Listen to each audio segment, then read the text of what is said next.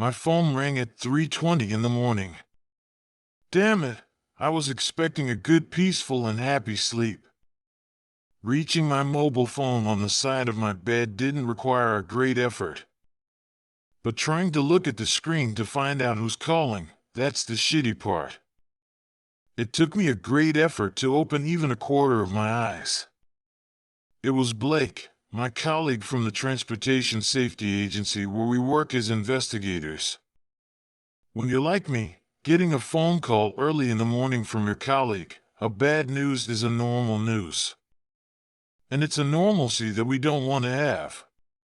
As I said hello, Blake immediately said, "Let's go to work." I said, "Big or small?" And he replied, "Very big." A passenger Boeing 747 with more than 300 passengers on board crashed on the other side of the country.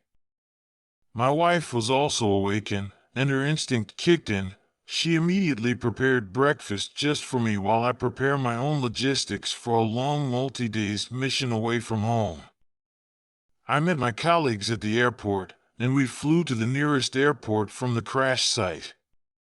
Inside the agency's private jet, we got whatever information that's available.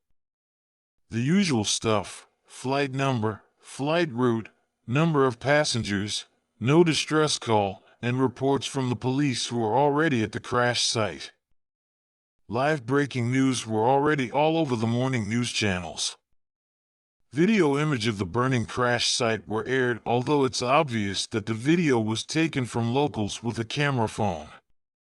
Our flight took 2 hours, and another 15 minutes by helicopter to get to the crash site. By the time we arrived, the morning was no longer dark. I looked at the scene with a sigh. It was a beautiful sunny morning, with a horrendous view. The crash site was obviously large, and the ground was soft due to the rain the night before. The police had secured the area. Search and rescue were busy finding the bodies, body bags, ambulances, everything and everyone who should be there were already there, and they all know their part. My colleagues and I began to work. I looked for clues while the rest of us looked for the black boxes. It didn't feel that long after we started to go to work when one of my colleagues came to me and said they found the black box. Both of them in good condition. Wow! That was fast. Considering it's a huge aircraft and the condition of the soft ground, I would expect a lot more time to locate them. But my colleague told me to come and take a look because he said something is strange. I got to the location of the black boxes, and the two of them were neatly in position, side by side. My colleague said he found them as they were, under the rubble of twisted metals. Two black boxes, side by side, under twisted metals at the crash site. Could it be one of the locals who got here first and made that crash site video? But it was still dark, and there were no signs that the rubble were moved or purposely put into place to cover the black boxes. We took photos of this strange sight, and we decided to contemplate on this later. The black boxes must be sent to the lab immediately. We then set up the command post before continuing investigating the site. While we were waiting for the black box data, we kept searching for clues. Interviews after interviews, pages of documents, air traffic controller data, and of course the physical aircraft itself, or what's left of it, were thoroughly looked into.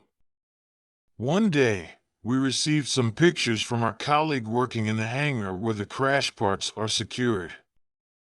The photos showed the interior parts of the aircraft.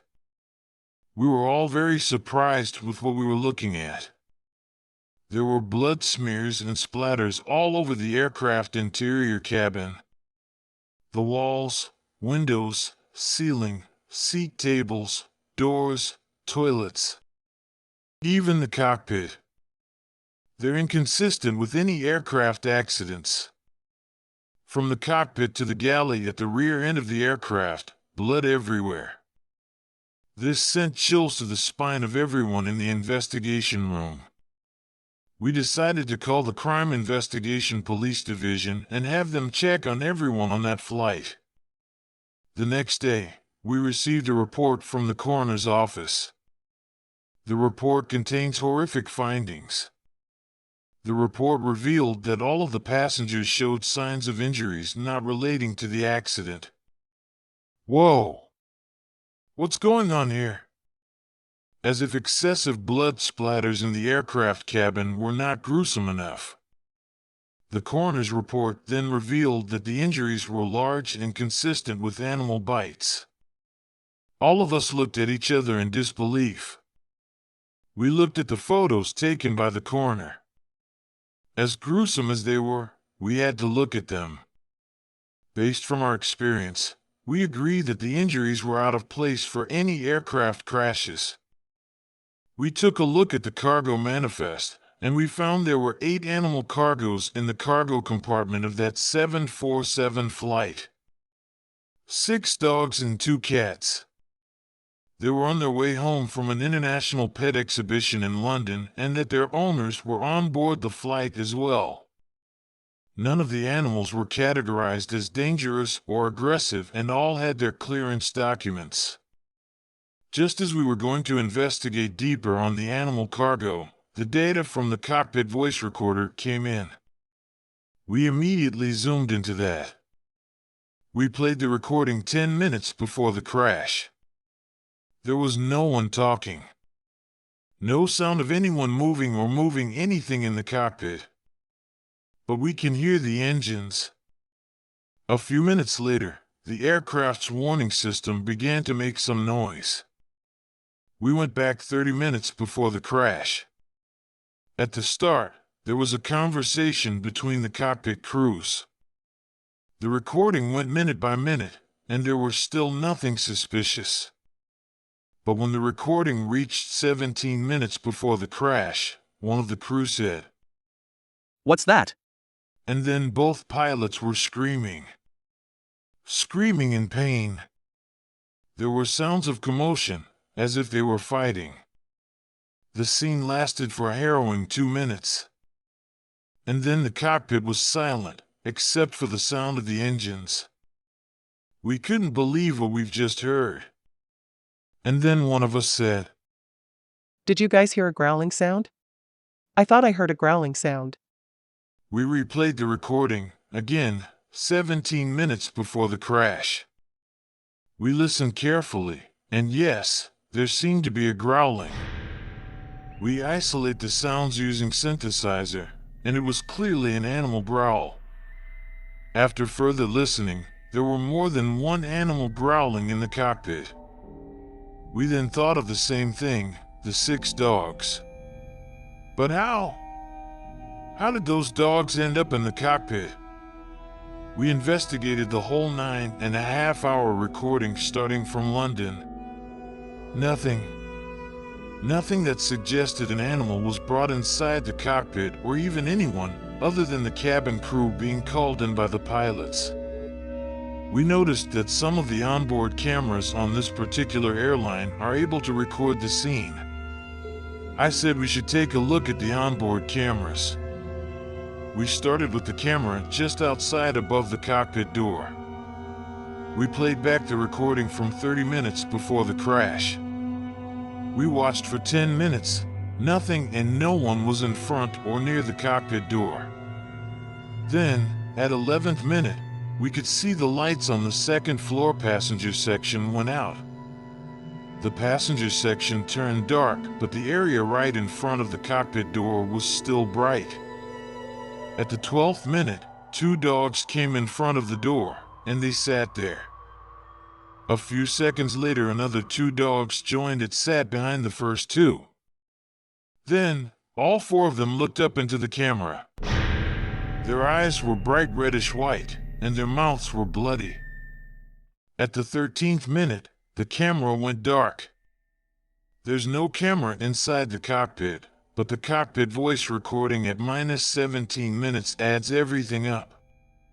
We investigated the recording from other cameras that were installed in the airplane, and they were even more horrifying. From the 7th hour of the flight since taking off from London, all cameras went dark. The cameras went up again 2 hours later, but all cabins except the second floor were dark.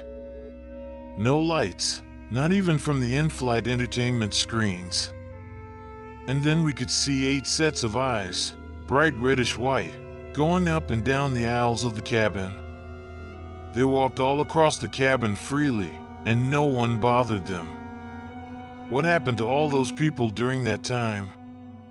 Where are they? Where are the cabin crews? Where are the substitute pilots? The police report came in, and everyone on board were cleared, including the owners of the dogs and cats, and we found more chilling evidence. First, the flight data recorder showed that minutes after the cockpit crews were attacked, someone or something disengaged the autopilot, and then pushed the yoke forward, resulting in the aircraft to go down, but not a nosedive. The flight data recorder was working normally until the moment of impact. Second, the animal cages were severely damaged by the crash impact, but the hinges and door locks remained in their place. Third, all of the bodies of the crews and passengers were identified, but there were no animal bodies, nor any parts of them. Those dogs and cats, they just disappear.